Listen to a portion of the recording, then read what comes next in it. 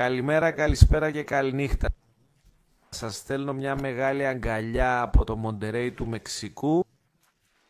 Σήμερα ετοιμάζω ένα μικρό ορεκτικό για να ανοίξει η όρεξη του λόγου.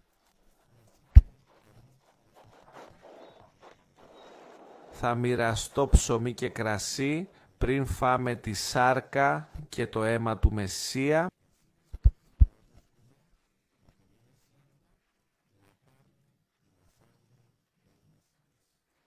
Λοιπόν, ας ξεκινήσουμε.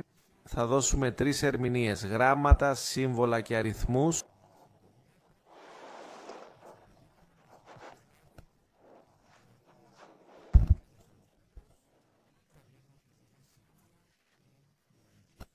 Η Γραφή λέει πως χρειάζονται 2-3 μάρτυρες για να επιβεβαιωθεί η αλήθεια